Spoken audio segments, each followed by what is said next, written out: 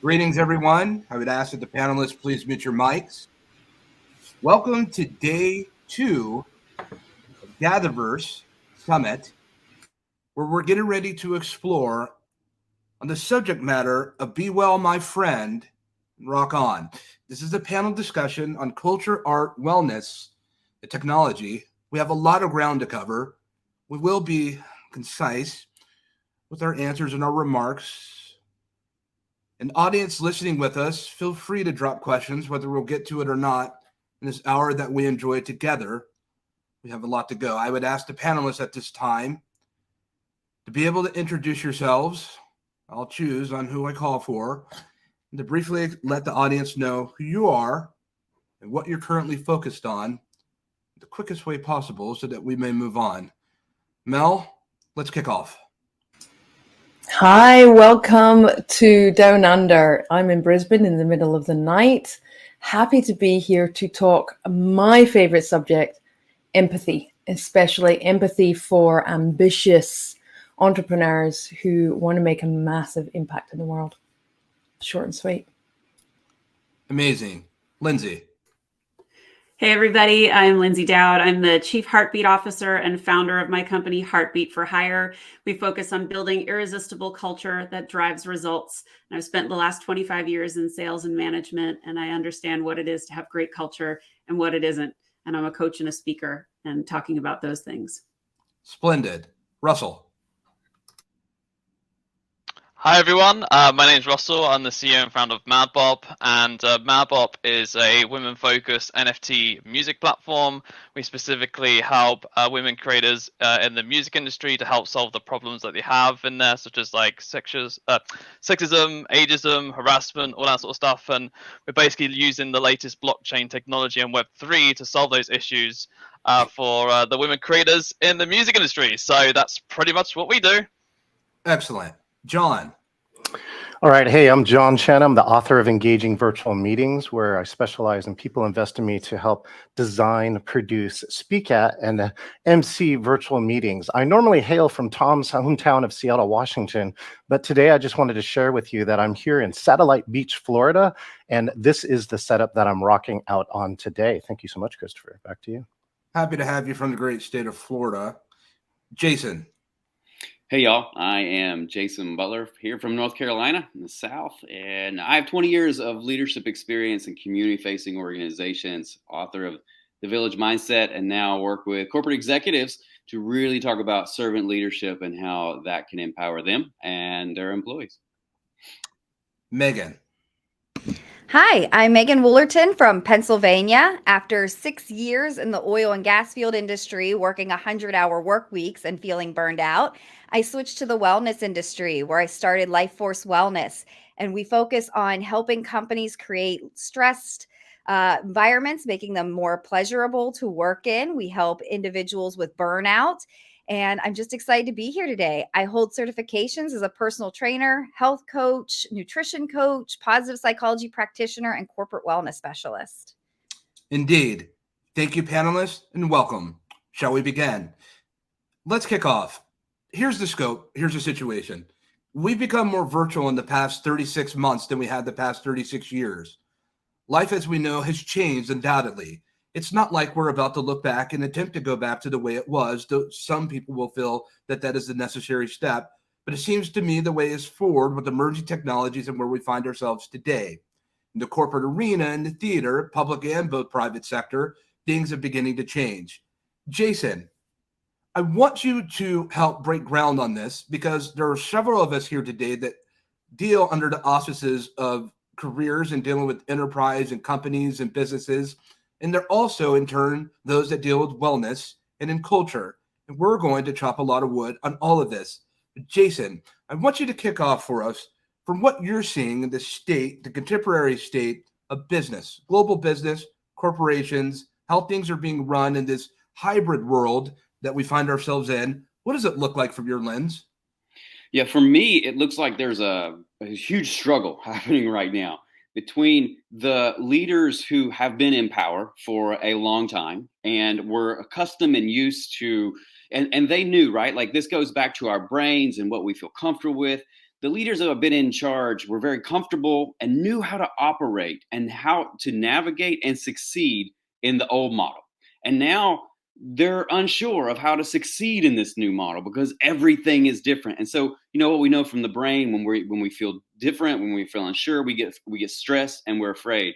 And so we see this kind of the old dominant leaders pushing back and trying to make things like they were because that's what they're comfortable. And then we see this emerging group of leaders who are open to change and open to newness. And there's a clash happening right now. Unfortunately, there's a clash happening. Like, this is completely unnecessary. It could be a win-win for everybody. I love win-wins. And I think there's always a win-win here. If we can find it, we can search deep. But that's what I'm seeing. And so what I try to help executive leaders, especially ones who maybe look a little more like me, kind of in their 40s, in their 50s, I tell them, find yourself some 20-year-olds and get them on your executive lead team, because they're the ones who know the culture. They're the ones who can help you navigate the situation. But, there's egos involved. And there's, what I find so often is oftentimes men who are executive leaders are really insecure. Like we're insecure. We're afraid of losing our position. We're afraid of being wrong. But we got to get over that. If we want to help empower people to flourish, then we have to get over our egos and our insecurities and simply ask the question, what works? What's the best for people? And no matter who comes to the table with the idea, we need to be the ones that to say, all right, that's a fantastic idea. Let's see where that goes. Let's give that some legs, take a risk, and see if that works, and really allow the systems to be known by their fruit. If it works, let's do it. If it doesn't, we'll come back and we'll make another solution. So I see that sort of conflict happening right now. And so that's where I work. And I bet a lot of people work that are on this panel of like, there doesn't need to be the conflict. We can fold in new ideas, new possibilities, new ways of thinking into the old to really make a new future together. Indeed. Well met and well expressed. We do see conflict where I hail here in Silicon Valley, where there are those that still haven't gone back to the vacant campuses. They want to operate in a virtual fashion and in nature. They want to save a couple of hours from having to go and do their commute work week. Imagine what it takes to be able to get ready, to be able to go to work, and to be able to get settled in with all that time that people feel that they can utilize and not extend the carbon footprint. However, on the other side, we see great contention when it comes to management and leadership. And some feel, well, we have hardware development and processes and methods that we need to execute. Good points. We'll put a pin on that for a second, Jason. Lindsay, we'll come to you. We talk about one side of it as the state and the condition of what we're looking at when it comes to the corporate theater. For the audience, what does it look like for you, and what is your preferred work environment? We have you chime in for those that are here with us on YouTube or elsewhere with one of many different places that we're broadcasting in the many different offices. We have people of whole entire cohorts that are watching and enjoying us right now and hearing what we have to say. But I want to look on the other side of it, because we're working, we're building, we're creating these emerging technologies and taking advantage of these democratized tools and assets. But wellness, without wellness, we have none of this. Chief Heartbeat Officer, where are we at with this? I'm glad you asked. I think we're going through a massive paradigm shift. And much like what Jason said, we're seeing this transformation, and I call them power skills. They used to be called soft skills, but leadership is no longer this intimidation, aggression, fear. You really have to have that compassionate side. You have to understand your people, and you have to take the time to build trust. You have to build community and connection and collaboration. And with this virtual world that we're in, that connection is critical. You don't want to have those meetings where it's just a name on the other side of the screen. You actually want to build that connection with them. And as leaders, we have to give those opportunities. So whether it's virtual meetings or it's asking questions like, how can I be the best manager for you? you get to understand who your people are, and then you can advocate for them. But this is what leaders are being asked to do. And none of this is hard. This is human behavior. This isn't ripping things down to the studs. This is actually building on the good that they already have. It's tweaking language. It's just nuances in behavior. It's something I love to teach. And when I see those light bulbs go on, oh my God, it makes my heart sing. But that's where I think we're headed, Christopher. I think it's just a matter of those kind of old ways really kind of quieting down a little bit. And really, if you don't have good culture in your company, you're going to lose your people. You're going to breed mediocrity. And that is a really unfortunate way to have your company make results. Indeed, if we're going to innovate, if we're going to develop and create these emerging technologies and go through the natural refinements and the progression, we must have teams that are able to collaborate and work well in these very intimidating at times environments with the dead break timelines and deliverables that are needed. Wellness and focus is needed. But while the world is getting adjusted yet still to virtual communication, telepresence, if you will, John, Chen, you've been doing this for a good long time, longer than most. What does it look like for you? What are you seeing in the vestiges, if you will, of virtual communication? Is it a promising and bright future, or are we at the end of this cycle?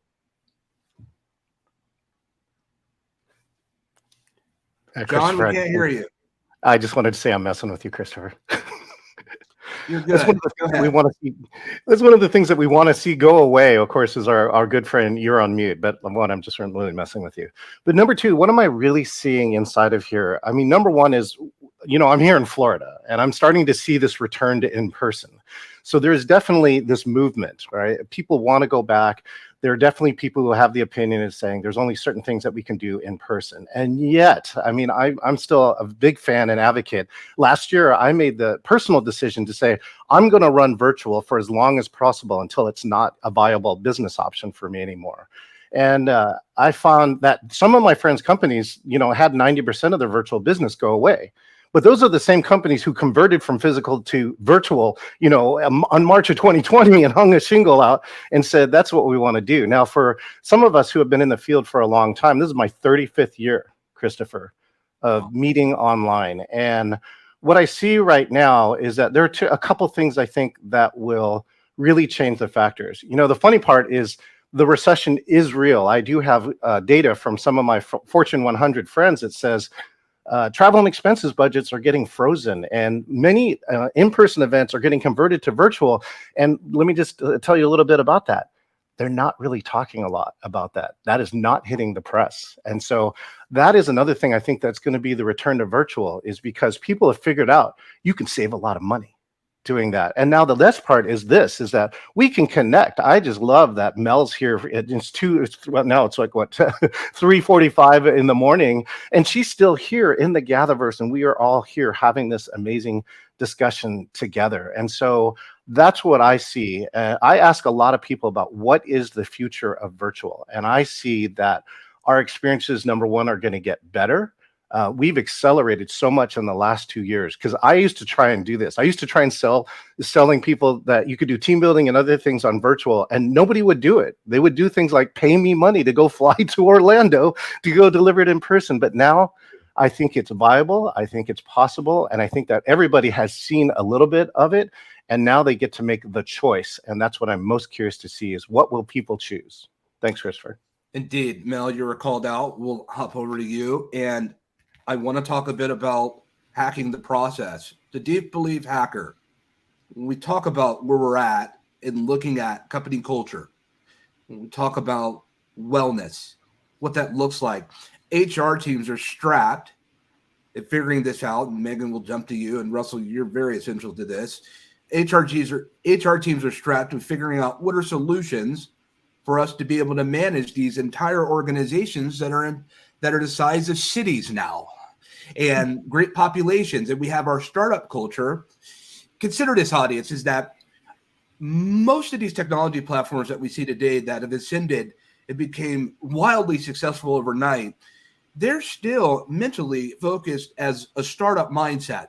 They've been moving so fast it was posed yesterday, what happens when the technologist becomes more advanced in the technology, when the technology becomes more advanced than the technologist?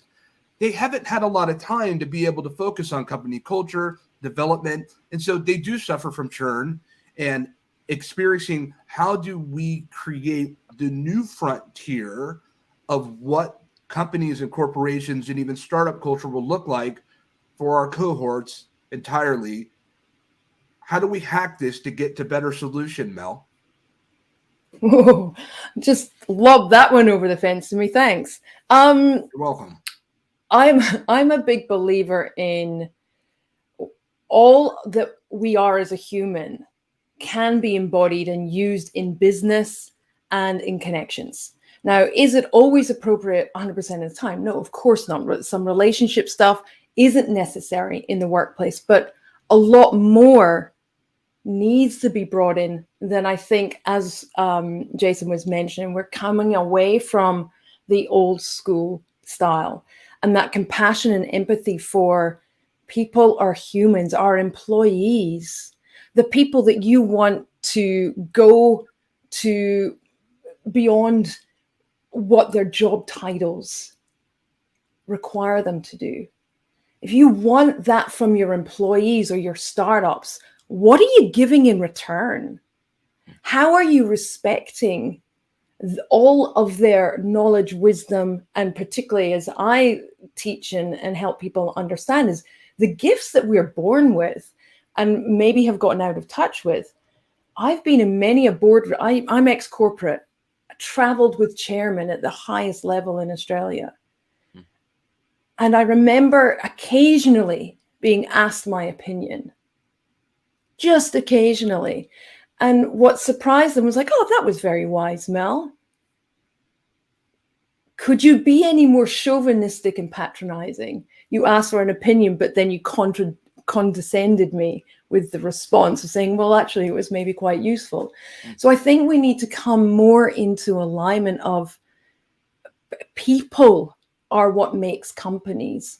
We do business with one another. I've got an HR background. That's where all of my executives that I supported. And the empathy, and I'm not talking about bleeding hearts, and I'm not talking about overly sensitive people. I'm talking about real understanding of human connection and what you can do with that connection to amplify their skill set, to amplify their position and their contribution, which gives them more meaning, and therefore they bring more to the workplace, that connects more with their colleagues, and they actually give a shit beyond just what the ticking of the box of their job description tells them they should care about. Indeed. Thank you, Mel. We appreciate you sharing that. And from your lens perspective, we will come back and circle of that with time given. Megan, I want to be able to slide over to you. I'm looking at today's workforce. I'm seeing thousands, tens of thousands of people being laid off. I have not seen this decline in position and career in these positions that are so necessary and so relevant to what we see on the shelf in market today. These jobs, these engineers, designers, and artists, developers, accessibility global heads and leads from companies we enjoy, we've interacted with for years now, scores of people, if you will, by the thousands are getting cut and laid off, which naturally turns to those that are still there wondering, will they have a job tomorrow? There's anxiety and angst, and they're trying to figure out, have I made a good decision for myself and my family, making these moves into the very radical, if you will, at times volatile nature of technology and what will happen with it, where whole entire companies will adopt a philosophy, if you will, and a focus saying, hey, this is what we're about. We're focused on the metaverse. We're focused on AI. We're focused on machine learning, deep learning, DeFi, DAOs, dApps, Web3, so forth and so on. And then at the turn of a dime, this isn't for us anymore. You thousands of people that we hired for this so long, there's a bit of angst. But my question, the prevailing question from this, are people happier when it comes to the state and condition of working in today's world, in technology, and horizontally in general? I would say it's a loaded question, and it really depends It is. on the person. There are some people that have really embraced technology, specifically when we look at Gen Z, they really embrace technology. They want to be on the cutting edge. And then you do have those that are still in the workforce, to Jason's point, that are more traditionalist and they're used to a certain way.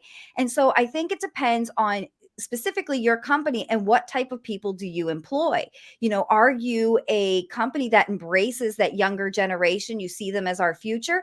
They are going to be a little more happy in some of those environments versus a organization that may have more of those traditionalist mindsets, and they're really struggling to keep up with technology.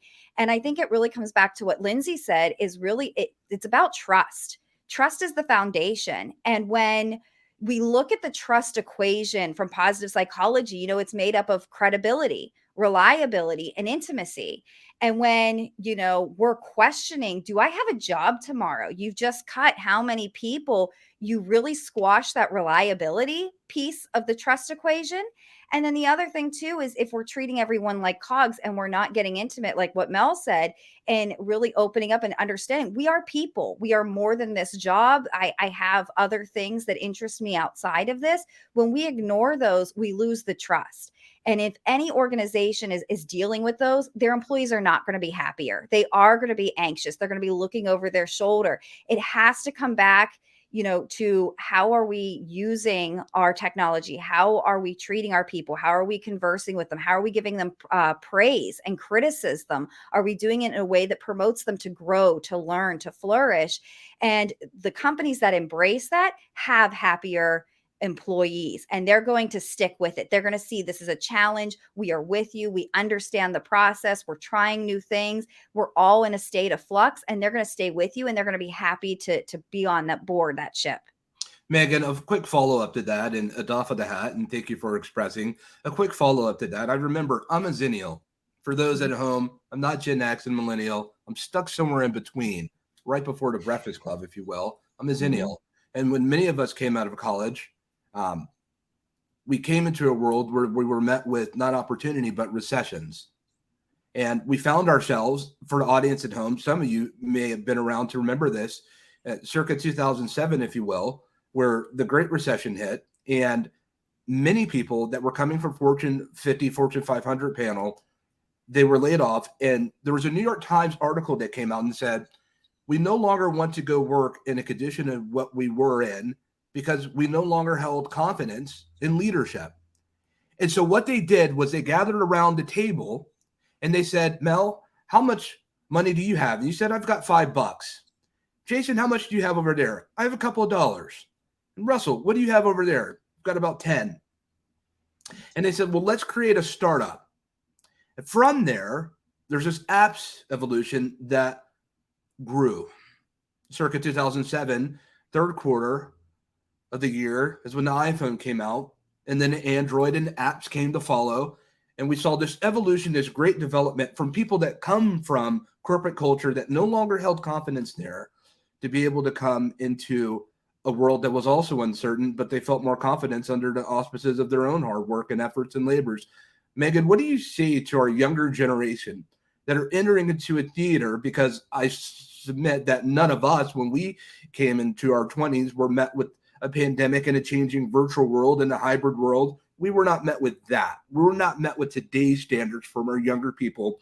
What are the encouraging words, that moment in the library of Breakfast Club, to be able to reconcile with this oncoming wave of talent, of inspiration, our future? What are the words that you say to them as they stare and look at this and are confronted with such a wall? Your mic, please, Megan. Sorry about that. I would say that tough times breed tough people, and that I feel we are in a new wave of a renaissance, that, this is really can be a fun and exciting time. And this is your chance to break out, be creative, and think outside the box. We are not going back to what we considered normal. This is our chance in that period to take the reins of leadership and craft a new work culture and really make something new and wonderful. So I would say embrace what's going on and use it to really spur your creativity. Thank you, Megan. Russell, I'm bringing you in. And there's a real clear reason why we really wanted you on this panel today, because your focus is a little bit different from everyone that's here, but it's so central and key. You come from the space of music and elsewhere, but we're going to talk about music. I do not know if there's too many more industries that have been adjusted, if you will, have had to go through significant change than the music industry. We're no longer using reel-to-reel CD players. Some have vinyl. Yeah. We're no longer using such devices. We saw the onslaught of Napster, and we saw the arrival of iTunes, and we saw the arrival of Spotify or Apple Music. I know some people prefer Spotify. We see this happening. We see the volatile nature where artists used to go platinum. It was a thing that happened a dime a dozen, if you will. But now they have to go and perform and do the things that they do and sell merch and the ever-evolving changing of music. But we also think about this when we talk about music, which we love, many of us. When we walk into that lobby, we hear music. When we get into our Uber, we hopefully hear music or are greeted well. When we go into the hotel, business, music is so central. Music is one of the very forms of culture that bind and join us all together. Mm-hmm. Russell, what are we looking at when it comes to the volatility nature of corporate moving forward in this ever-evolving world from your lens and what you're looking at? Oh, Jesus, that's a question. The corporate side. I mean, first of all, I think the technology is just changing everything in the music space. First of all, it's revolutionizing everything, and as you you guys know, NFTs, metaverse, everything, that's kind of where everything is heading, and is going to be so important and key for especially creators in the future in the music industry. Now, from kind of the corporate side, especially with record labels and that, they're kind of realizing that because everything is moving very fast and changing, Right. adapting very quickly, Yes. they're either trying to keep up with that. So they're trying to adapt with the times and trying to say, oh yeah, we're going to have like a Web3 record label now, and try to like transform that way. But or the second option is that they just don't know what to do at all, and then they just do nothing, and then they're kind of getting left behind. So that's what you're finding right now is record labels have no idea what to do in the music industry, and even if they do, and they are trying to move it, like for instance, Warner Music Group, they're in the metaverse and everything like that too. The decentralization of everything that's happening in the music industry and allowing musicians to be independent now and not have to work with corporates and not have to work with record labels and be controlled by them, so to speak. Sure. That's the huge shift in the music industry as a whole, and that's what's disrupting the whole industry as a whole and every industry going forward as well. So as for the corporate side, from what I'm seeing, is a lot of these guys don't know what to do, and even if they do know what they're doing, they're kind of like, is this going to be able to maintain, or is AI like the next thing? AI now is going to be changing everything, and musicians are going to be out of jobs, and AI is going to take over those jobs. Like it's all over the place in the corporate side. So in all honesty, yeah. I can imagine. Thank you, Russell. Audience, let's talk about that. The avid rise of ChatGPT. We won't spend too much focus on AI. We had a lot of dialogue and discussion on that yesterday. I encourage you to go see what happened on day one.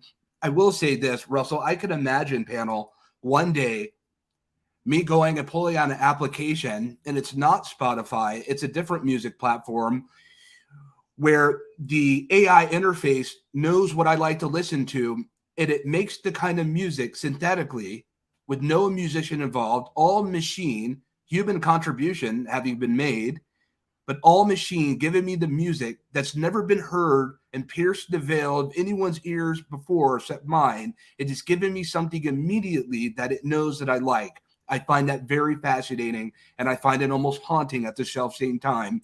Mell talked about people.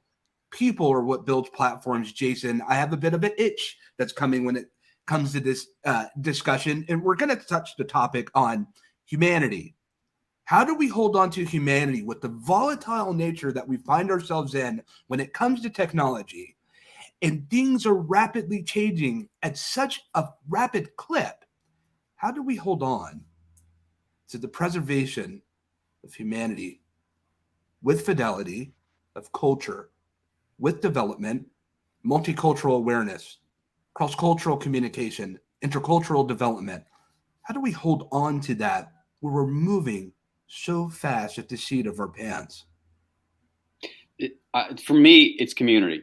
Now that sounds crazy, right? But No. when like technology is technology, and we're going to keep advancing. Technology is going to continue to advance, and AI, and our world 50 years from now is going to be a lot different than it is right now, and it's already so different than it was even 20 years ago. But the human brain is the human brain, and I love to study the brain. I love what's coming out about so much brain research. And our brains have evolved over millions and millions of years, and they are what they are. Like us on this panel, we look really different. We're from different places. But our brains are remarkably similar, and because we've all evolved, right? And our brains need what our brains need, and they need other people. Our brains need community. And right now, like this has been the stress of the last 3 years, where we have moved into isolation at the same time that technology encourages the move to isolation. So we have been forced, and technology has swooped in and made us apart. And so we're isolated.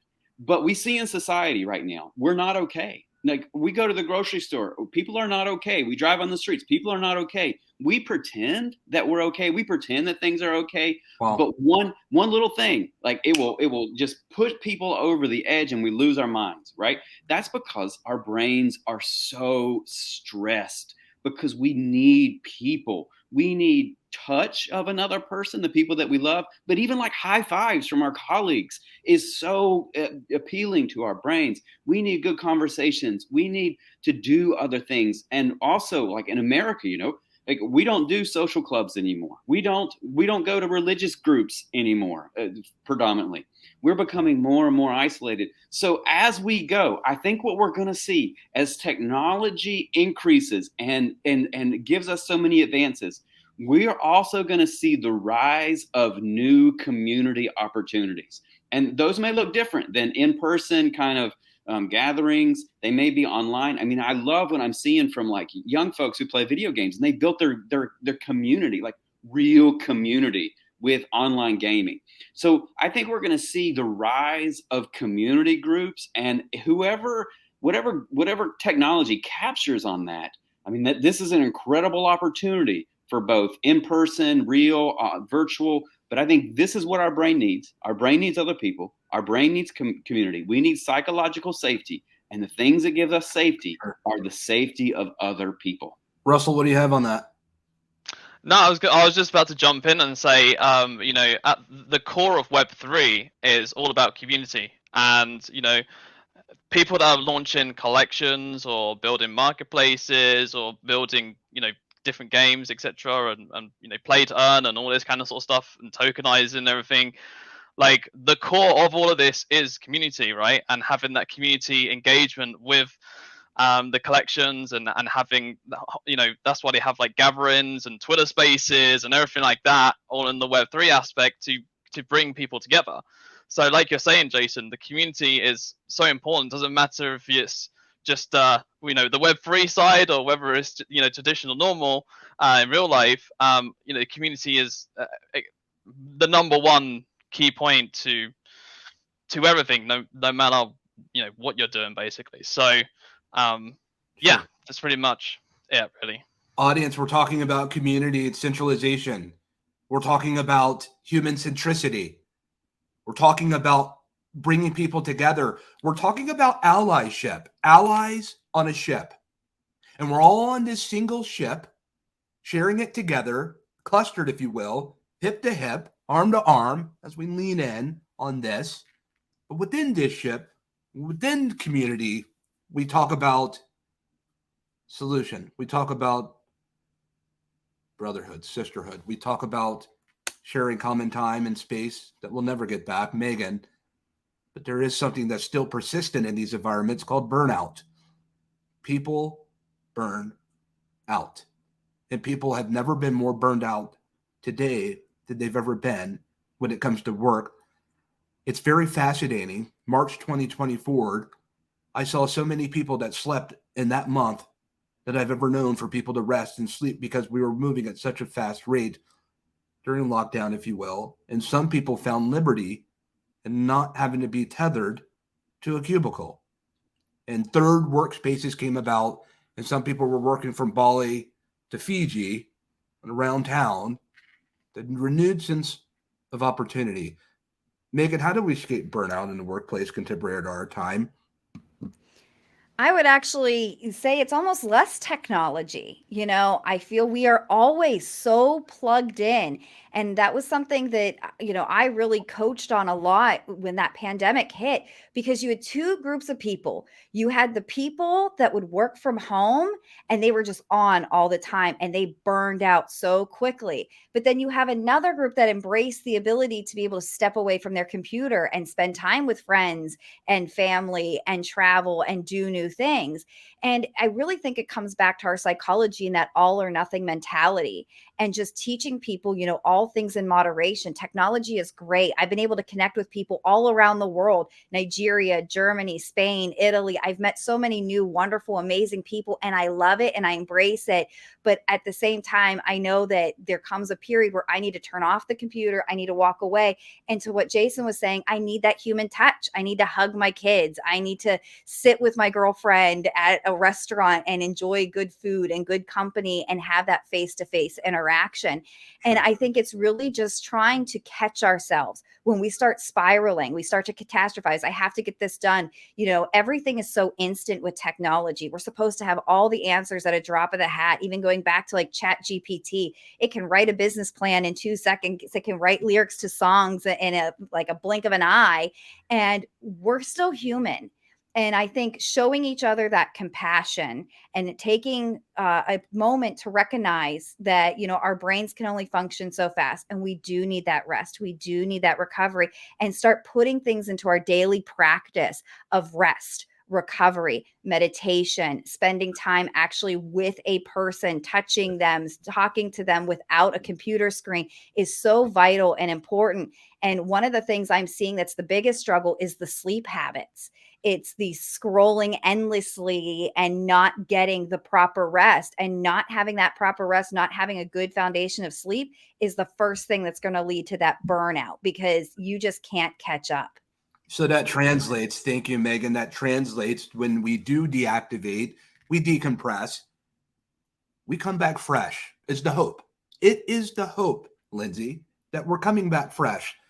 John, Mel. I love that you brought this up, Megan, because the words that were screaming at me is something that I was really thoughtful about in the great hiatus, otherwise known as the pandemic. It's all about intentional living and making choices and being with people that recharge your battery. And I got really good at it during the pandemic. And I really got rid of a lot of the obligatory things that were going on in my life. And I was very selective about who I spent my time with, how I spent that time. And it became a function of work too. And I became much more decisive and much more purpose-filled with, does this really need to be a meeting? Can we do this in an email? How can I establish more boundaries for myself and my family? And, that is a really critical piece in this virtual world that we're in. And, like we've all said, the commute from your bedroom to your office is not so far. And you need that separation. You need that time back. You need to recharge. You need to walk away. I think that is just such an important part of intentional living. And, really when you're being intentional, you're also choosing what makes you happy. And I think that's something that we saw so much of in the pandemic. I mean, people were like, I'm done. I'm not doing this kind of work anymore that robs me of my peace of mind, that robs me of my dignity.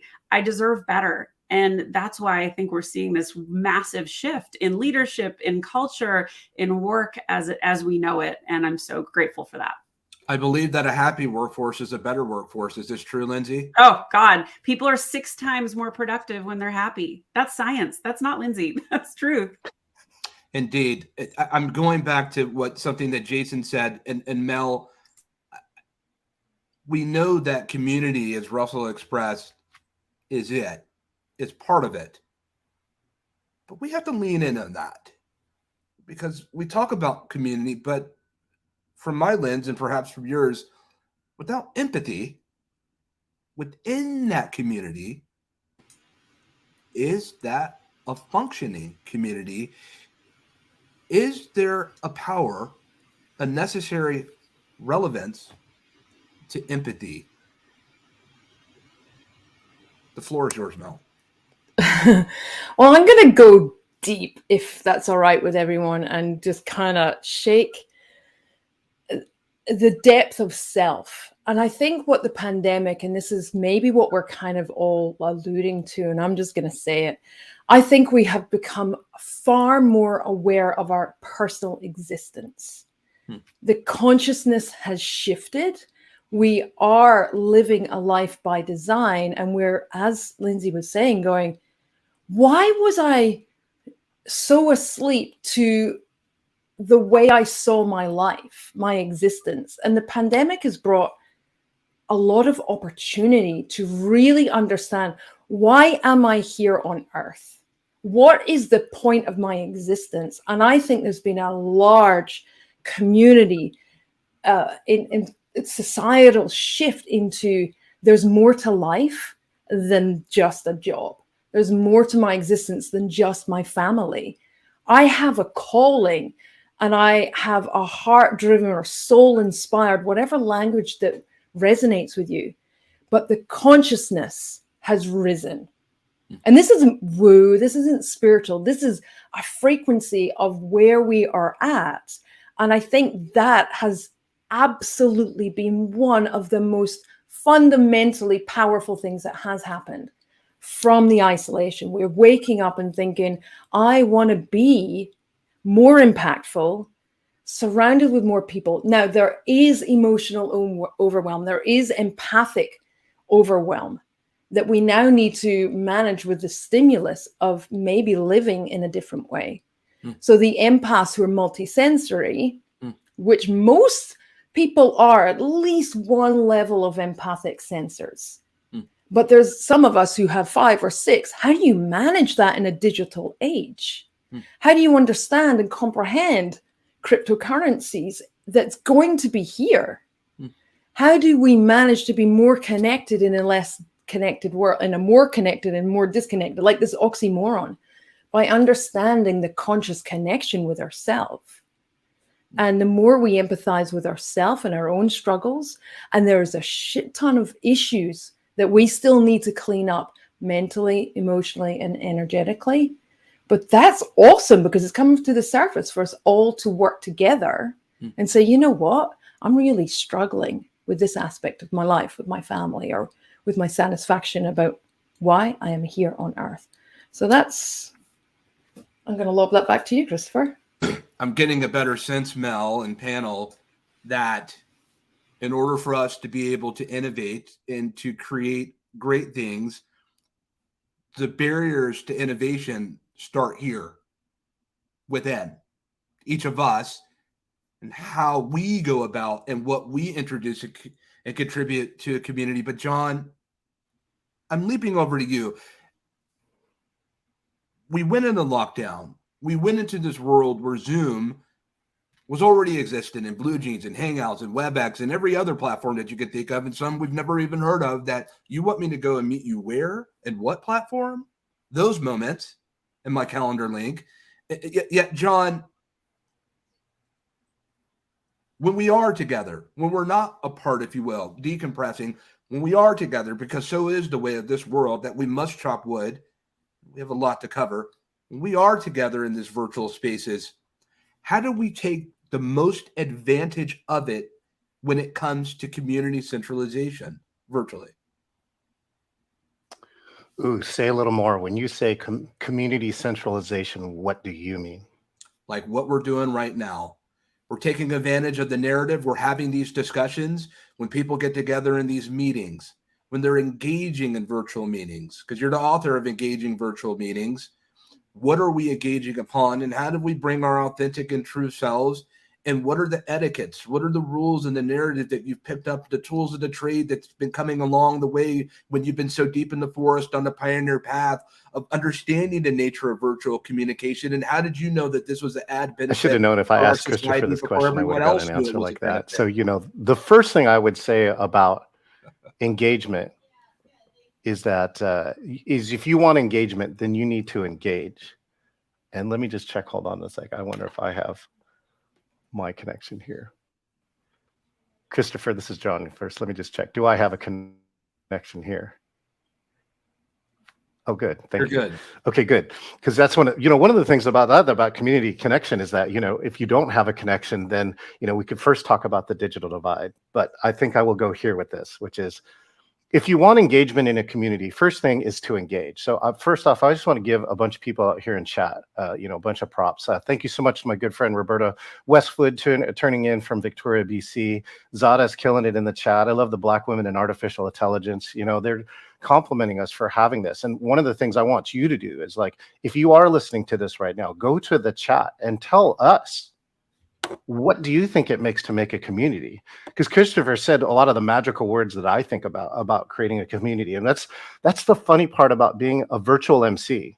By the way, I want to just give Christopher some more props here, right? GatherVerse has a virtual MC. That's a best practice to me. Many conferences, even from top people, don't have a virtual MC, and they deliver content, but they don't create a community. And that's, I think, one of the virtual MC's job, which Christopher is doing here. So in doing that and creating a community is getting people engaged in this audience. And, I think the key parts here are in authenticity. I think they're around vulnerability. And I think the last one is around storytelling. I just want to close this question here, Christopher, with a short story, which is, I was the virtual MC for the Government Social Media Conference. And somebody in chat said, I want a way for all of us in virtual to stay together. And there's like 600 people who registered for this. So I immediately made a Facebook group for this group. And then I chatted the link and I'm like, you want in? Go ahead and join. I created this for you. 250 people joined in an hour, Christopher. And the best part is that we created a community. But number two, I asked for 2 people and saying, who would like to take over this community for the next year? 2 people immediately volunteered. And so now that community is self-evolving without me. And I think, number one, be that spark, be that catalyst who creates a community. And then sometimes, like the sand mandala, just blow it away, give it to somebody else, because you'll find that the people who make the most learning are the people who lead a community, especially if they've never done it before. And if you can lead a community from within, I think you have the real magic of community where people connect with each other. And by the way, I'm going to connect with a bunch of you here who are my panelists. It's one of my things I love to do. And I hope that I get a chance to meet you more beyond this interview. So thanks so much, Christopher. Thank you, John. And so as we wind down to the finite minutes that we have left, I want to switch to focus, because the talk of this panel discussion is Be Well, My Friend, and Rock On. We talk about Be Well, My Friend, and Rock On.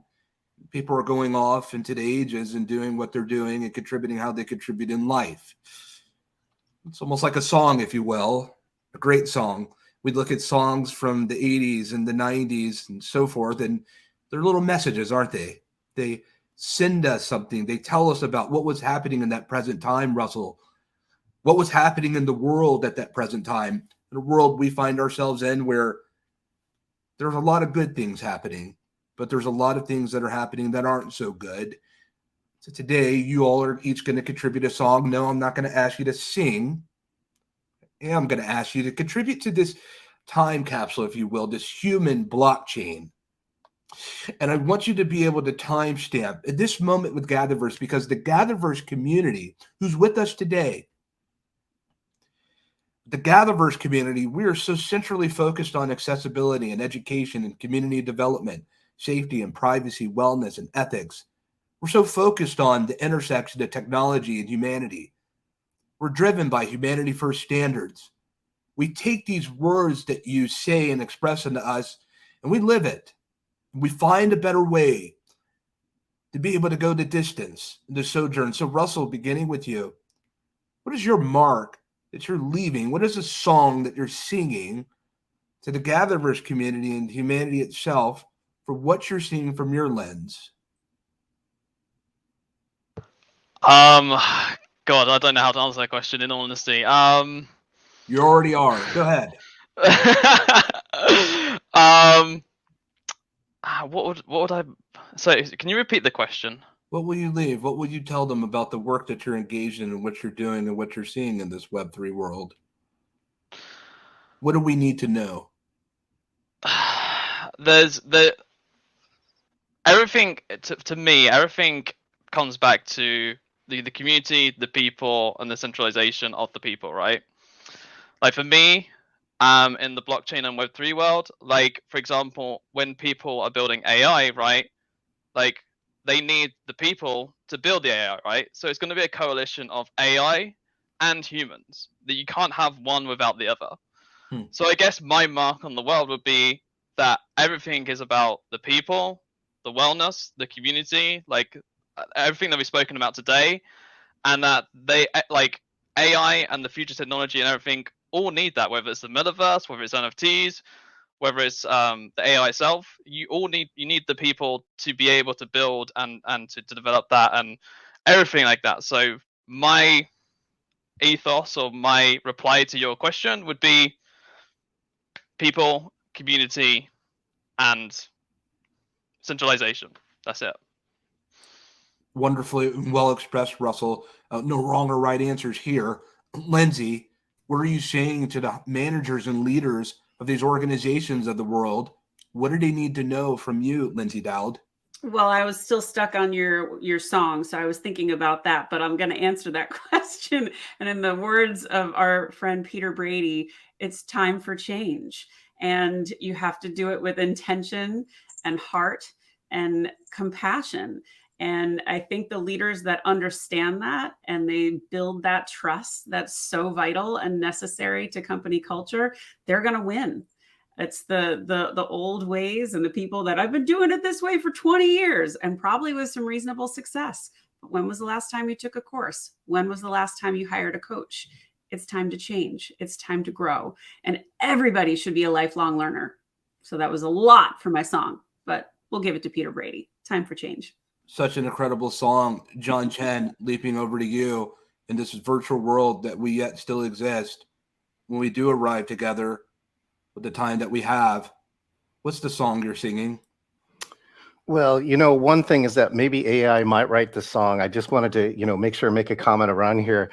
AI is only as good as the humans that program them, right? Until it starts gaining its own consciousness. And, the funny part is that I also want to add this. In the history of Facebook, nobody has ever thought to create a group called API Event Profs for Event Professionals, which is Asian Pacific Islanders. So I just want to give a shout out to GatherVerse for including me in this conversation, because quite often Asian Pacific Islanders get left out. And with that, I want to give you the lyrics. One of my theme songs is Virtual Insanity by our good friends Jamiroquai.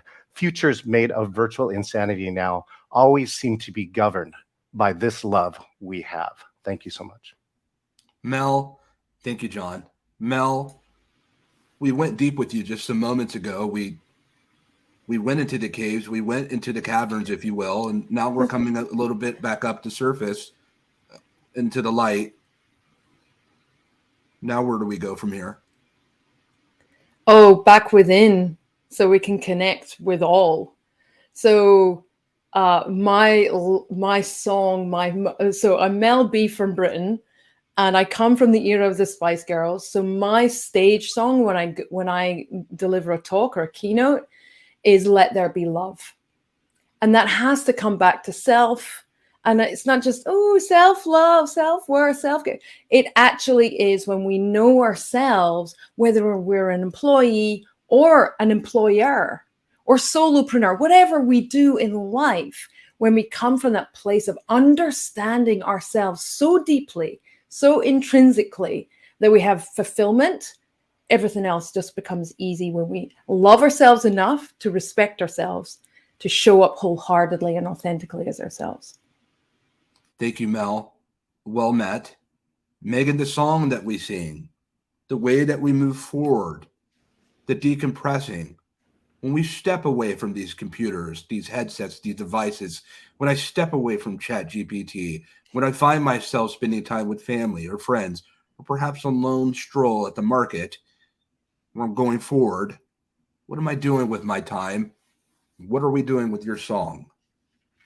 You're doing what you find joy in, and that's different for everyone. Do what brings you joy. And one of my favorite songs is by Incubus, Drive.